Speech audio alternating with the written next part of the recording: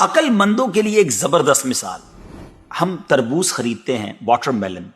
مثال کے طور پہ 5 کلو کا ایک تربوز ہم نے خریدا، اور جب اسے کھانے لگتے ہیں تو پہلے اس کا چھلکا اتارتے ہیں نا. 5 کلو میں سے کم از کم 1 کلو کا تو چھلکا نکل جاتا ہوگا، یعنی آلموسٹ 20%، 20% تو کم ہو جاتا ہے. مگر کیا کبھی ہمیں افسوس ہوتا ہے اس کا؟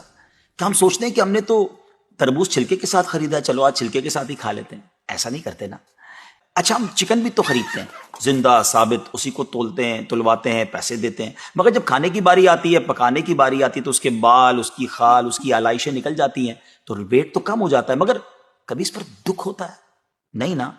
تو پھر 40,000 میں سے 1,000 دینے پر، 1,00,000 میں سے صرف 2,500 دینے پر ہمیں کیوں بہت تکلیف ہوتی ہے؟ حالانکہ یہ صرف 2.5% تو بنتا ہے، یعنی 100 روپے میں سے صرف 2.5 روپے. یہ تربوز، کیلے، آم اور مالٹے کے چھلکے اور گٹلی سے تو بہت کم ہے نا. اسی تو زکوٰۃ فرمایا گیا. ہاں، ایک اور بات، سال میں ایک ہی بار دینا ہوتا ہے. مالٹے کا، تربوز کا تو ہر بار چھلکا اتارنا ہوتا ہے نا. یہ 100 روپے میں سے 2.5 روپے یا 1,00,000 میں سے 2,500 روپے سال میں ایک ہی بار دینا ہوتا ہے، اور اسی کو زکوٰۃ کہا گیا.